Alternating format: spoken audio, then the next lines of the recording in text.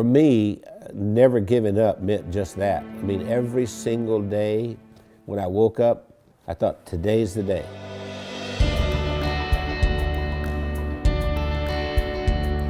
I was the second son in a sharecropper's family, and a sharecropper means that you don't own anything. I mean, you work for someone else who's the landowner.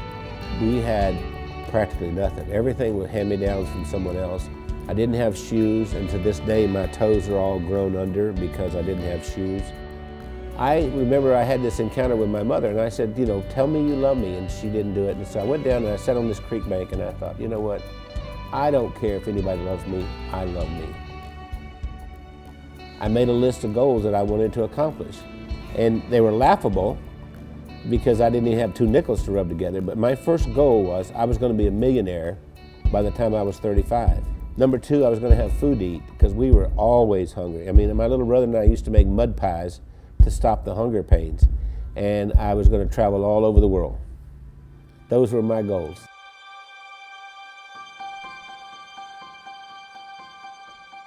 I've learned everything from working with Randy.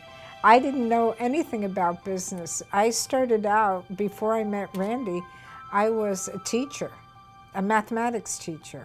Well, I think we have a very good balance. Randy's really good in sales and telling the story and explaining why people need to have whatever it is that he's selling.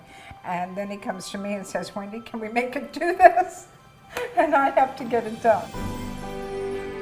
We started working together, and we were together all the time doing things, and that we just, you know, couldn't be without each other.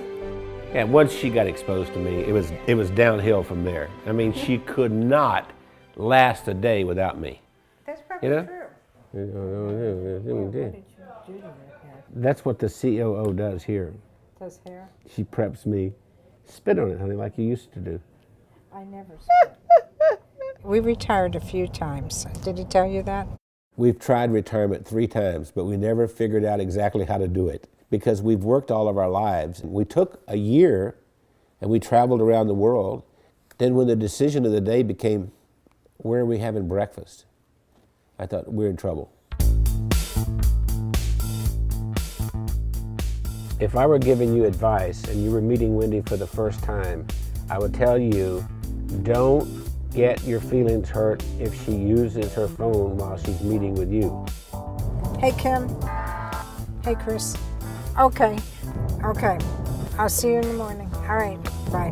Bye-bye. I kind of feel like a triage nurse at a hospital. And every week I go in and I reprioritize.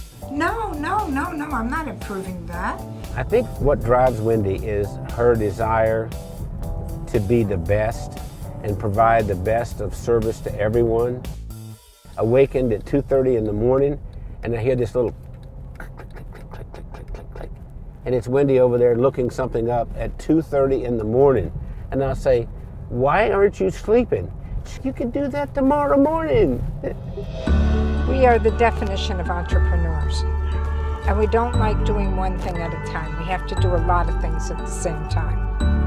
It's not just Randy and Wendy doing all this work. The whole team, every single one of us works round the clock. Hey, gorgeous. Listen, Bernice has been with us for what, 5, 6 years? 6 years. Yes. And we love her to death. I love you guys. Yeah. Randy leads with his heart. And he's the most incredible person I've ever met. He's gone through so much in his life. And I believe that I'm going to make me cry here. Randy has made the difference in my life.